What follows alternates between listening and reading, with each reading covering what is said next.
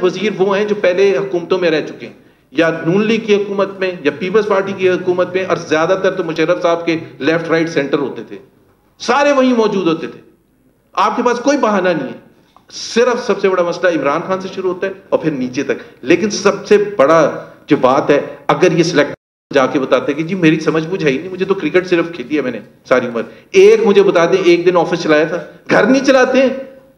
जिस शख्स का सबसे बड़ा घर है इस्लामाबाद में, सबसे बड़ा घर 11,700 गज, पता नहीं कितने बड़ा घर है, 2 लाख रुपए मौसूफ की तनख्वाह है वजीर आजम के तौर पर। मुझे यह बता दें कि उनका बिजली का बिल कौन देता है, यह बता दें उनका चूल्हा कैसे जलता है, यह बता दें गैस का बिल कैसे चलता है, यह बता दें वो जो इतने शानो शौकत से जो सारे विजिटर्स आते हैं, ये कहते हैं ना कि मैं पे करता हूं, तो कैसे पे करते हैं बताएं ना, हिसाब किताब दें। पाकिस्तान के टैक्स रूल्स के हिसाब से हर इंडिविजुअल, मैं ये नहीं कह सकता कि मेरे सारे अखराजात कोई और उठाता है, कोई और कौन है, उसने क्या शो किया। और अभी आपने देखा है कि जो अपने घर के साथ किया है रेगुलराइज, गरीब पाकिस्तानियों के लिए उनके घर तोड़ दिए, मस्मार कर दिए, उनकी दुकानें तोड़ दी, मस्मार। यहां कराची में आपको पता है क्या हशर किया था, और अपना घर रेगुलराइज। भाई एक सवाल सिर्फ हम पूछते हैं, आपने जब घर बनाना शुरू किया था, आपके कॉल सीडीए का वहां कंट्रोल नहीं था, किसका था? आपने घर बनाने शुरू कर दिया कि जहां जगह मिली घर बनाना शुरू कर दिया। और फिर वजीर आजम बनने के बाद 16-17 साल के कोई प्लान अप्रूव नहीं हुआ था, वहां किसी का कंट्रोल नहीं था। कब्जा, जैसे कहते हैं कब्जा ग्रुप, कब्जा माफिया के तौर पर, बिल्कुल वैसे ही। लेकिन 12 लाख रुपए दे के आपने रेगुलराइज करा दिया। क्या पेनल्टी है 12 लाख रुपए? घर का साइज देखें। और सबसे बड़ी बात है, आपने घर बनाया क्यों था जब आपके पास ना प्लान था, ना कोई अथॉरिटी थी, ना किसी ने अप्रूवल दी थी, ना किसी ने कब्जा दिया था, और आपने घर बना दिया पूरा, और 15-16 साल तक रह रहे हैं। और फिर कहते हैं सादिक अमीन डिक्लेयर किया। सादिक अमीन साकिब निसार ने डिक्लेयर किया था, साकिब निसार को हम नहीं मानते हैं। तो एक तो यह है कि ये वजीर आजम साहब ने खुद एतराफ कर लिया, और हमारी जो जद्दोजहद है, पीडीएम की जद्दोजहद को एक तकवीयत मिली है, उन्होंने खुद एतराफ कर लिया। अब उनके लिए बड़ा आसान है, बहुत आसान है। एक राय फरार भी हो जाएगा और कहेंगे कि जी देखें इन्होंने इतना प्रेशर डाला था, मैं दोबारा इलेक्शन में जाना चाहता हूं, तो आपको एक मौका भी मिल जाएगा। अदरवाइज तो अगला साल इससे भी खराब होगा। अभी जनवरी में आप देखना कैसे चूल्हे बंद होंगे गैस ना होने की वजह से। 2.5 साल के बाद अगर कोई हुकूमत चूल्हे ना जलें अवाम के, तो उसकी ना अहली से इससे ज्यादा कोई। और एलएनजी आपने टाइम पर नहीं इंपोर्ट की, वो जी हम डिसीजन ले रहे थे, वो इनको वही फिक्र पड़ी थी शाहिद खान अब्बासी का क्या करना है, मिफ्ता इस्माइल का क्या करना है, हमजा शहबाज का क्या करना है, मरियम नवाज का क्या करना है, नवाज शरीफ का क्या करना है। हर रोज 3-4 प्रेस कॉन्फ्रेंसेस करते हैं पीटीआई वाले, हर रोज।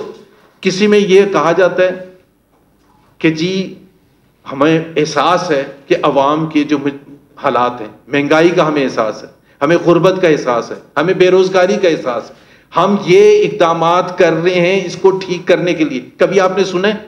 रोज आके वो जी वो कॉफी पी रहे थे लंदन में, मरियम नवाज पता नहीं वो मैकडोनल्ड्स से बर्गर खरीद रही थी, एज इफ के पता नहीं क्या कर दिया।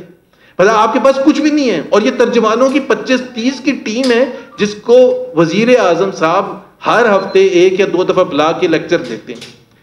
बहरहाल इस वक्त जो हालत है पाकिस्तान की मईशत की, वो बिल्कुल तबाही के किनारे पर है। और सबसे ज्यादा जो 3 चीजें, सबसे ज्यादा जो अवाम जिससे इफेक्ट होते हैं, मैंने आपको बताया कि गुर्बत की लकीर से 1.25 करोड़ पाकिस्तानी नीचे जा चुके हैं।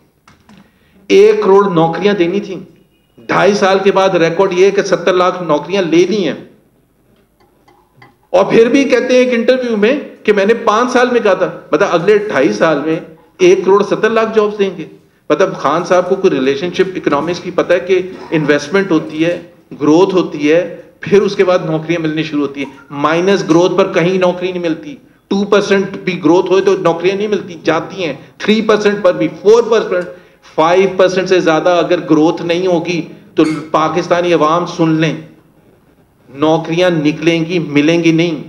ये गलतफहमी है। देखिए जी वो फैसलाबाद में, पाकिस्तान सिर्फ फैसलाबाद नहीं है, और वो भी झूठ बोलते हैं उसके बारे में।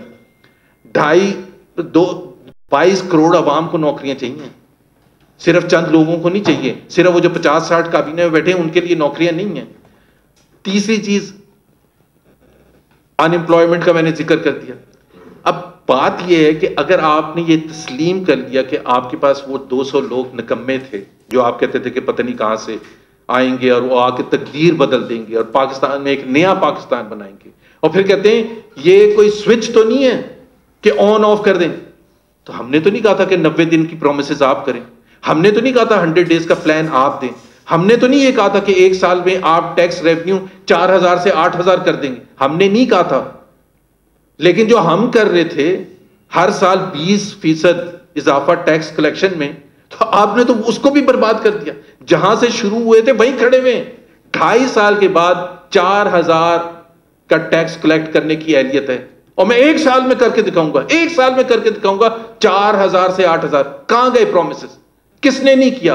किसको जाके किसकी गर्दन पकड़े, किससे जवाब लें कि आपने ये सारा जो कहा था कमिटमेंट की थी क्यों नहीं किया? एक घर किसी को मिला है 50 लाख घरों में से? एक घर मौसूफ को पता ही नहीं था। मैं आपको फैक्ट बताता हूं, पाकिस्तान की तारीख, काबीना वजीर आजम को तो छोड़ें, काबीना का वजीर इतना नाअहल नहीं आया होगा जितना इमरान खान है। कुछ नहीं पता था, और उसके इर्द गिर्द जो लोग थे उनको भी नहीं पता था। भाई वो प्लान तो वो कोई और बना के लेके आ रहा था ना कि जी 1 करोड़ नौकरियां। आपको मैं सिंपल सी स्टैटिस्टिक्स बताता हूं, 20 लाख बनती हैं नौकरियां एवरेज 5 साल की। 6% जितनी पाकिस्तान की ग्रोथ रेट है, 6% से ज्यादा अगर पाकिस्तान ग्रो करेगा तो 20 लाख जॉब्स क्रिएट होंगी। ग्रो कितना किया? 5.8% था, पहले साल गिरा के उसको 1.9% पर ले आया माशाल्लाह, और दूसरे साल माइनस में ले आए। तो नौकरियां कहां से मिलेंगी? फिर कहते हैं कि नहीं हमें तो पता था कि ग्रोथ रेट कम होगी। अगर ग्रोथ रेट कम होनी थी तो फिर आप नौकरियों का कैसे प्रॉमिस कर रहे थे? जरा हमें समझा दें।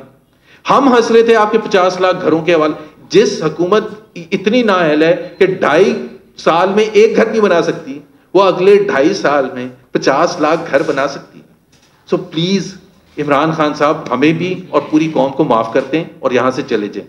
मैं ग्रोथ कुछ इकोनॉमिक फैक्ट्स एंड फिगर्स आपको मैंने दिए हैं और कुछ और भी देना चाहता हूं। और ये बड़ी इंटरेस्टिंग बात है कि 2013 से जो हमें कहते हैं कि जी आपने ये नहीं किया, ये नहीं किया, एक तो बहुत बड़ा फर्क है।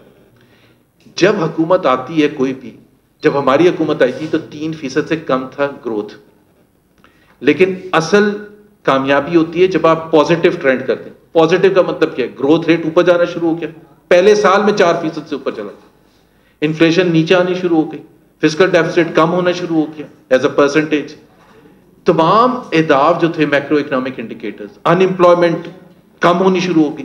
5.8% पर हमने छोड़ा था, 5.8% पर अनएम्प्लॉयमेंट, वो माशाल्लाह 2 साल में आपने 8.6 पर लेके चले गए।